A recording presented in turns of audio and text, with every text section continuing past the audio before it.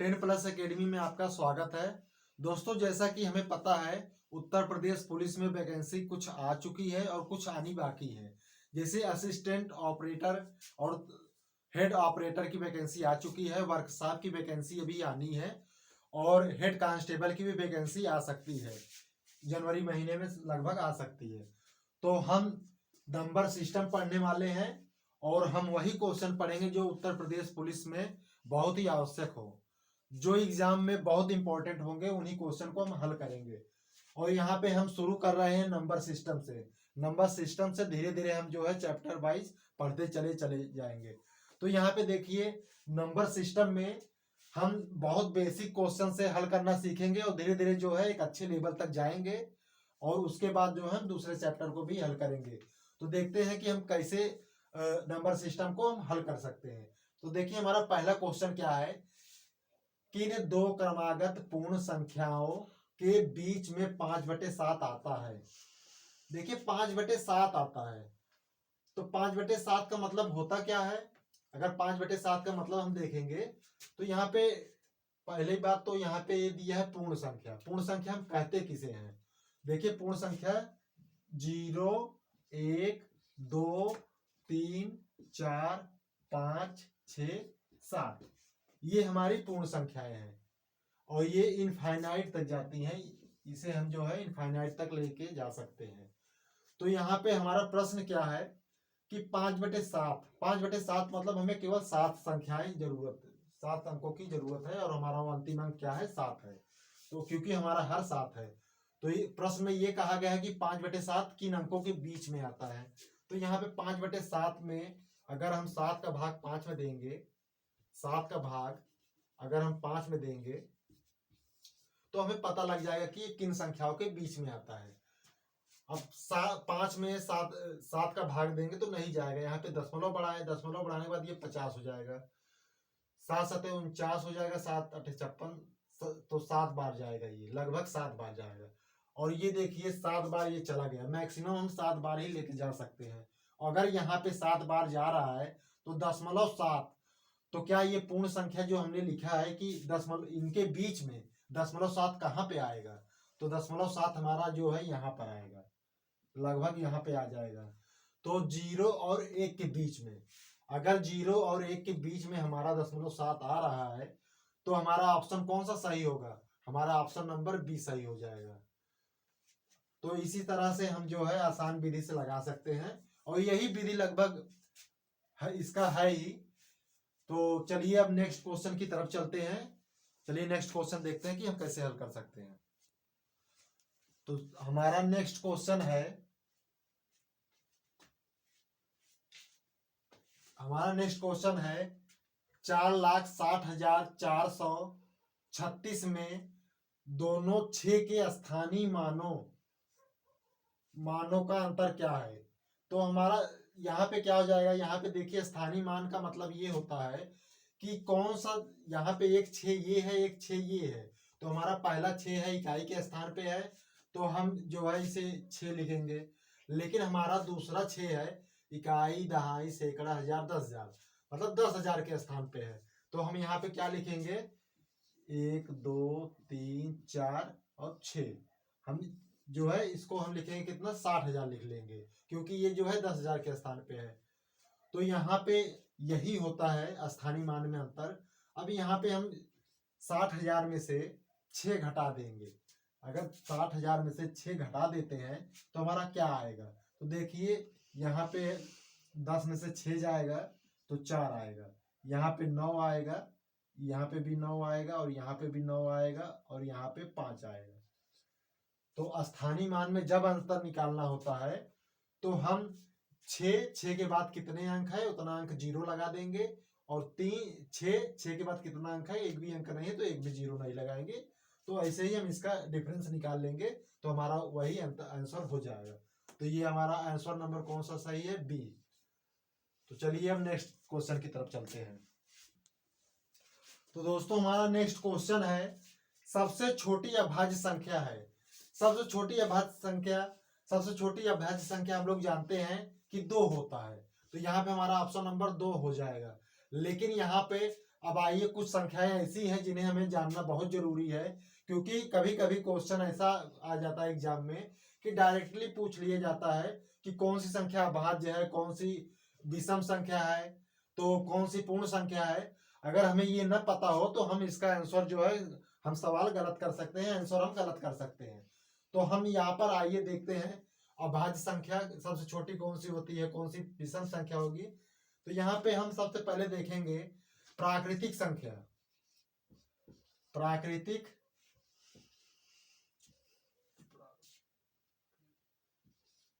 प्राकृतिक संख्या प्राकृतिक संख्या प्राकृतिक संख्या वह होती है जो एक से शुरू हो। तो 1 2 3 4 5 इनफाइनाइट तक, ये एक से लेके अनंत तक की संख्याओं को हम प्राकृतिक संख्या कहते हैं। लेकिन जब हम पूर्ण संख्या की बात करें तो पूर्ण संख्या की बात करें तो पूर्ण संख्या में हम जीरो और ले लेते हैं, 0 1 2 3 4 5 इनफाइनाइट तक। तो दोस्तों यहाँ पे पूर्ण संख्या 0 से लेके इनफाइनाइट तक की संख्या को हम पूर्ण संख्या कहते हैं। प्राकृतिक संख्या 1 से चालू होती है, पूर्ण संख्या 0 से होती है। और एक संख्या हमारा होता है पूर्णांक संख्या।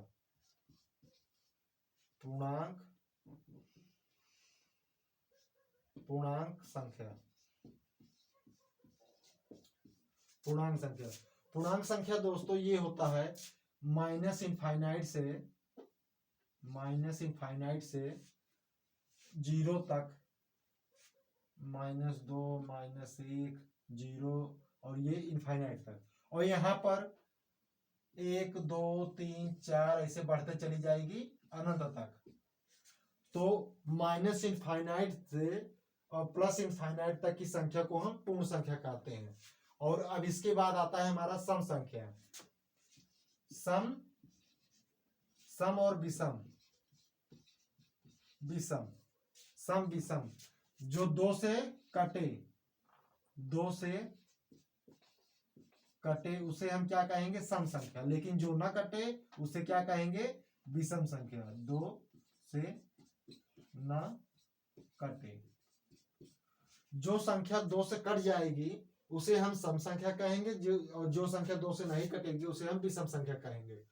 और आ जाइए अब अभाज्य संख्या। अभाज्य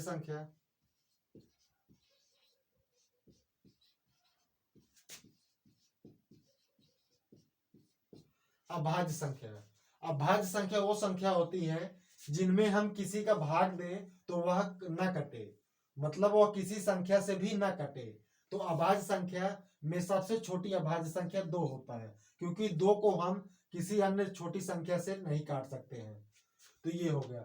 लेकिन सबसे छोटी विषम संख्या क्या होती है ये भी जानना जरूरी है। सबसे छोटी विषम संख्या 1 होता है। सबसे छोटी विषम संख्या 1 होता है। सबसे छोटा सम संख्या 2 होता है। और सबसे छोटा अभाज्य संख्या 2 होता है। प्राकृतिक संख्या ये होती है, पूर्ण संख्या ये होती है, 0 से शुरू होती है, और पूर्णांक संख्या माइनस इनफाइनाइट से प्लस इनफाइनाइट तक होती है। अगर इस संख्याओं के बीच का अंतर हम समझेंगे और इसकी परिभाषा भी अगर हम समझेंगे तो हम पता लगा सकते हैं कि कौन सा ऑप्शन सही होगा। इसमें पूछा गया सबसे छोटी अभाज्य संख्या 2 है। तो ये बेसिक क्वेश्चन है, ये फार्मूला पे आधारित या फिर ये बेसिक कॉन्सेप्ट पर आधारित क्वेश्चन था। तो चलिए नेक्स्ट क्वेश्चन की तरफ चलते हैं। तो दोस्तों हमारा नेक्स्ट क्वेश्चन है 80 और 90 के बीच अभाज्य संख्या है। 80 और 90 के बीच में कौन सी संख्या है जो अभाज्य है। तो यहाँ पे पेयर दिया है हमारा ऑप्शन में, 81 है कि 83 है, 83 87 है। इसी तरह से हमारा आंसर है। तो यहाँ पे देखिए 80 और 90 के बीच में अभाज्य संख्या निकालना है। अभाज्य संख्या की परिभाषा हम जानते हैं कि वह संख्या जो किसी भी संख्या से न कटे, जिसका गुणनखंड न किया जा सके, उसे हम अभाज्य संख्या कहते हैं। तो क्या हम 83 को अगर ऑप्शन से करेंगे, 80 और 90 के बीच में हम जानते हैं कौन कौन सी संख्या आती है। तो 80 और 90 के बीच में 81 आती है, 82 आती है, 83 84 85 ऐसे जो है 89 तक आएगा। लेकिन हम इसको पूरा संख्या लिखने से अच्छा ये है कि हम ऑप्शन से ही देख लेते हैं। तो अभाज्य संख्या की परिभाषा हम जानते हैं, जिसका गुणनखंड न किया जा सके वो अभाज्य संख्या है। और इसमें अभाज्य संख्या पूछा गया है। तो यहाँ पे देखिए 81, क्या 81 जो है किसी संख्या से भाग जाएगा, 81 में चला जाएगा, यहाँ पे 3 से भाग जाएगा, तो ये हमारा ऑप्शन नहीं होगा, ये ऑप्शन नहीं होगा। तो 83 और 87, क्या 83 और 87 अभाज्य संख्या है? तो 83 तो है, लेकिन 87 में देखिए 3 का भाग चला जाएगा, 3 दूना 6, 3 9 27, तो ऑप्शन बी भी नहीं होगा। और 81 और 89 में 81 में 3 का भाग चला जाएगा, 9 का भाग चला जाएगा, तो ये भी हमारा ऑप्शन नहीं होगा। अगर हमारा ए बी सी नहीं होगा तो हमारा डी ऑप्शन हो जाएगा, क्योंकि 89 और 83 में किसी भी संख्या का भाग नहीं जाएगा, तो हमारा ऑप्शन नंबर डी सही हो गया। अगर हम विस्तार से हल करते हैं 81 82 83 84 85 ऐसे 89 तक लिख जाते, तो यहाँ पे हम दो संख्या ऐसे पाते 83 और 89, जो किसी भी संख्या से न कटता, और जब न कटता तो 83 और 89 ही हमारा आंसर होता, हमारा आंसर नंबर डी सही है। तो चलिए नेक्स्ट क्वेश्चन की तरफ चलते हैं। चलिए नेक्स्ट क्वेश्चन देखते हैं। तो दोस्तों हमारा नेक्स्ट क्वेश्चन है 1 से 50 तक सभी संख्याओं का औसत क्या है?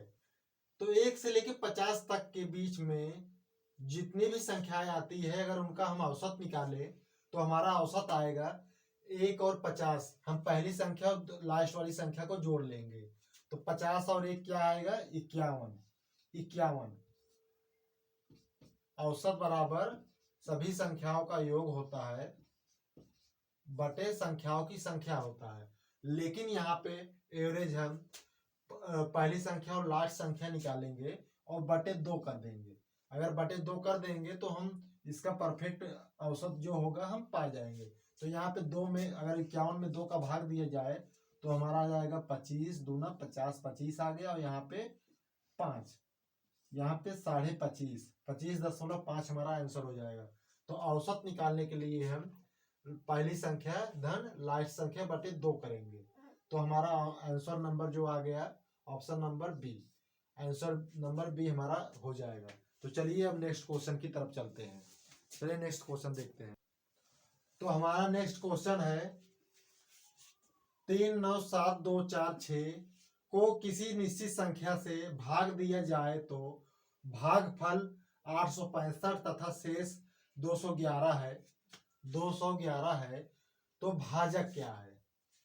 तो देखिए भागफल वहां पे दिया है, शेषफल ये दिया है, और जो है संख्या हमारा ये दिया है, तो भाजक पूछ रहा है। तो भाजक हम जानते हैं, भाजक निकालने के लिए हम क्या कर सकते हैं? भाजक निकालने के लिए 865 प्लस 211 कर सकते हैं। 865 प्लस 211 और गुणे यक्स। अगर किसी संख्या में अगर यक्स का गुणा करें, किसी संख्या यक्स में अगर 865 का गुणा करें और 211 जोड़े, तो हम जो है भाज्य जो है पा जाएंगे। तो भाज्य का जो है ये फार्मूला है। तो यहाँ पे देखिए 865 में x का गुणा होगा, तो ये 865 x प्लस 211 हो जाएगा, 211, और इसका वैल्यू क्या है? 397,246। तो इतना का वैल्यू ये है। तो यहाँ पे देखिए यहाँ पे 211 प्लस है, तो यहाँ पे जाएगा माइनस हो जाएगा, तो इसे हम क्या लिखेंगे? 211। तो देखिए यहाँ से 211 चला गया, तो 6 में से 1 गए 5, 4 में से 1 गए 3, 2 में से 2 गए 0, 7 में से 7 9 3, तो हमारा जो है क्या आ गया? 397,035। तो यहाँ पे 865 x बराबर 397,035 आ जाएगा। तो हम इसमें जो है 865 से भाग दे देंगे, 865 में भाग दे देंगे, तो ये x का वैल्यू हमें मिल जाएगा। तो यहाँ पे देखिए पहले हम 5 बार 5 से भाग देंगे, इसमें 5 1 5, 5 7 35, 5 7 35, 5 3 15, 5 1 5, 5 7 35, 5 3 15। अब यहाँ पे इसमें भाग देंगे तो इसमें भाग देने पर क्या आएगा, 5 7 35, 5 8 40, 5 8 40, 5 आया 5 7 35, 5 8 40, 40 7, 5 9 45, 9 बार जाएगा ये, 5 9 45, 2 शेष बचेगा। अब 5 चौक 20, 5 चौक 20 हो गया। अब 5 सते 35, 5 सते 35 हो जाएगा। अब 173 का भाग, अब 173 का भाग इतना में जाए करेंगे तो देखिए क्या आता है, 7 9 4 0 7 भागे 173। तो यहाँ पे 173 का भाग अगर लेके जाएंगे तो लगभग हम इसमें जो है 4 बार लेके जा पाएंगे। 5 बार लेके जाएंगे तो ज्यादा हो जाएगा। 4 बार लेके जाते हैं, देखते हैं कितना होता है। 4 तिहाई 12, 4 सत्ते 28, 1 29, 4 एके 4, 5 6, 4 5 6 6। तो यहाँ पे 4 में से 2 गए 2, 9 में से 0 हो गए, 7 में से 6 गए।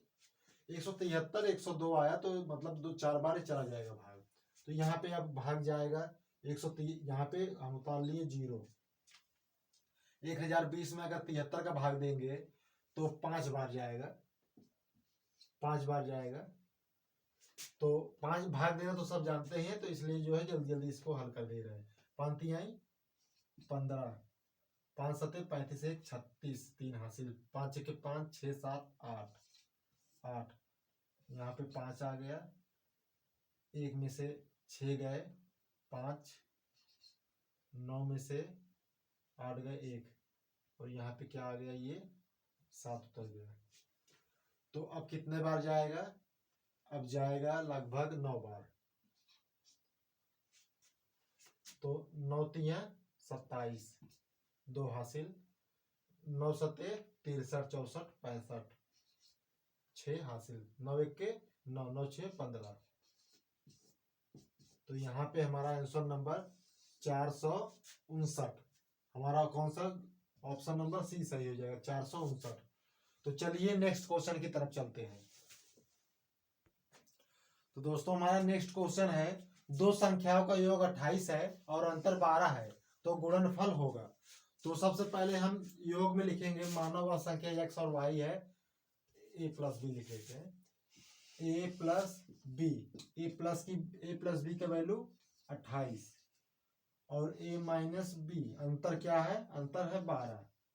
अगर ये दोनों संख्या को अगर हम जोड़ लेते हैं तो b प्लस और माइनस कट जाएगा आपस में, तो यहाँ पे आ जाएगा 2a हो जाएगा।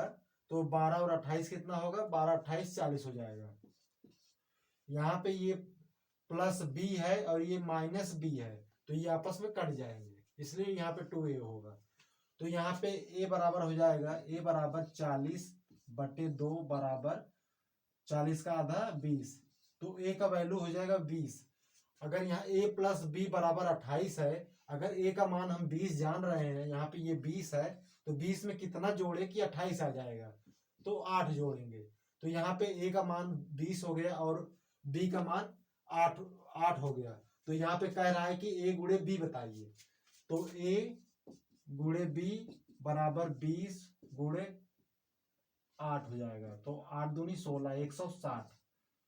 तो ऑप्शन नंबर हमारा सी सही हो जाएगा। तो चलिए अब नेक्स्ट क्वेश्चन की तरफ चलते हैं। नेक्स्ट क्वेश्चन देखते क्या है। तो दोस्तों यहाँ पे हमारा नेक्स्ट क्वेश्चन आ गया है। दोस्तों नंबर सिस्टम में कुछ क्वेश्चन ऐसे होते हैं जो है फैक्ट पे आधारित होते हैं। तो यहाँ पे हम ये देखेंगे कि निम्न में कौन सा असत्य है। ज्यादातर हमें रूल अगर याद हो तो हम जो है कौन सा सत्य है, कौन सा असत्य है, कौन प्राइम नंबर है, कौन सा जो है प्राइम नंबर नहीं है या विषम संख्या है, ये सब हम निकाल सकते हैं। तो यहाँ पे देखिए कौन सा असत्य है, हमें इन चारों में से जो असत्य है वह निकालना है। तो दो पूर्णांकों का योग हमेशा एक पूर्णांक होता है। पूर्णांक हम किसे कहेंगे? पूर्णांक अनंत माइनस इनफाइनाइट से जीरो तक और जीरो से प्लस इनफाइनाइट तक की संख्या को हम क्या कहते हैं? पूर्णांक कहते हैं। अगर पूर्णांक हम इसे कहते हैं तो पूर्णांक जो है हम इन संख्या को जो है व्यक्त नहीं कर सकते हैं, क्योंकि ये संख्याएं अनंत तक होती हैं। ये ऋणात्मक में भी अनंत तक होती हैं और धनात्मक में भी अनंत तक होती हैं। तो यहाँ पे दो पूर्णांकों का योग हमेशा एक पूर्णांक होता है। अब जब एक संख्या अनंत तक है और एक इसी अनंत संख्याओं में भी हम एक संख्या ये ऐसा जोड़ें जो वो भी इनफाइनाइट तक हो, मतलब माइनस इनफाइनाइट से प्लस इनफाइनाइट तक हो, प्लस इनफाइनाइट तक हो। अगर जिन संख्या को हम व्यक्त नहीं कर सकते हैं ऐसे दो संख्याओं को जोड़ें तो क्या वह हमेशा एक पूर्णांक होगा? हाँ, पूर्णांक होता है, हाँ सत्य है, वह होगा। तो ये हमारा जो है दो पूर्णांकों का योग हमेशा एक पूर्णांक होता है, तो ये कथन हमारा सत्य हो जाएगा। क्योंकि हम अनंत संख्याओं में अगर एक दो जोड़े या पांच जोड़े या फिर अनंत संख्या भी जोड़ दें तो फिर भी हमारा आंसर वही आएगा, अनंत संख्या। तो आइए हम जो है दो आंसर नंबर 2 देखते हैं क्या आता है। दो पूर्णांकों का अंतर हमेशा एक पूर्णांक होता है। दो पूर्णांकों का अंतर हमेशा एक पूर्णांक होता है। जब संख्या इनफाइनाइट तक हो और उसमें हम 1 2 3 या कोई संख्या x घटाते हैं तो क्या आएगा? हमेशा एक पूर्णांक होता है। तो क्या एक पूर्णांक आएगा? हाँ, एक पूर्णांक आएगा। एक पूर्णांक भी आ सकता है, दो पूर्णांक भी आ सकता है और कितना भी पूर्णांक आ सकता है, क्योंकि हम इसे व्यक्त नहीं कर सकते। तो हमारा ये भी सत्य हो जाएगा। ये हमारा दोनों सत्य हो गया। लेकिन अब यहाँ पे हम तीसरा देखेंगे।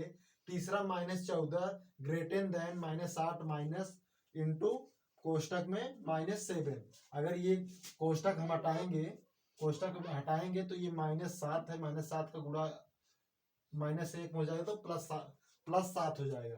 अब +7 और -8 आपस में जोड़ेंगे तो कितना हो जाएगा? -1 हो जाएगा, क्योंकि 8 जो है ज्यादा है 7 से। कितना ज्यादा है? -1 ज्यादा है। तो ये इतना हो जाएगा। तो यहाँ पे क्या -1 जो है -14 से छोटा है? हाँ, ये छोटा है, छोटा नहीं है। -1 जो है बड़ा है। तो -14 बड़ा बड़ा है क्या? -1 से बड़ा नहीं है, ये बड़ा नहीं होगा। तो यहाँ पे हमारा ये ऑप्शन गलत हो जाएगा, क्योंकि -14 जो है बहुत छोटी संख्या है -1 के मुकाबले। लेकिन यहाँ पे ये 14 बड़ा जो है किया गया है कि यह संख्या बड़ा है, जिसके तरफ ये इस तीर इसका मुंह जिस तरफ खुला होगा उसे हम बड़ा कहेंगे। लेकिन ये बड़ा नहीं है, तो ये हमारा गलत हो गया, गलत हो गया। तो ये ऑप्शन नंबर हमारा 4 हो गया। लेकिन हमें सबसे पहले ये ध्यान देना है कि कौन सा असत्य है। अगर जब यहाँ पे हम पा गए ये असत्य है तो वास्तव में ये भी सत्य होगा ही होगा। तो हमारा ऑप्शन नंबर सी इसमें आंसर हो जाएगा। तो इस तरह से फैक्ट पर आधारित भी प्रश्न आते हैं प्रश्न एग्जाम में। तो चलिए नेक्स्ट क्वेश्चन की तरफ चलते हैं। नेक्स्ट क्वेश्चन कैसा है चलिए देखते हैं। तो दोस्तों ये हमारा लास्ट क्वेश्चन था और इसी पे आधारित अब हम अगला नेक्स्ट वीडियो कल लाएंगे। और दोस्तों हमारे साथ बने रहिए, चैनल को सब्सक्राइब कीजिए और लाइक कीजिए और ग्रुप में शेयर करिए। दोस्तों यहाँ पे देखिए, ये क्वेश्चन जो है बेसिक थे, इसके बाद हम धीरे धीरे अच्छे लेवल तक जाएंगे और एग्जाम के अकॉर्डिंग अच्छे अच्छे क्वेश्चन भी सॉल्व करेंगे, जिससे हम अपने एग्जाम में बहुत अच्छा स्कोर कर सकें। तो ये हमारा बेसिक वीडियो था और इसके बाद भी नेक्स्ट वीडियो आएगी। तो यहाँ तक देखने के लिए आपका बहुत बहुत धन्यवाद। इसी तरह चैनल पर बने रहिए। थैंक यू, धन्यवाद।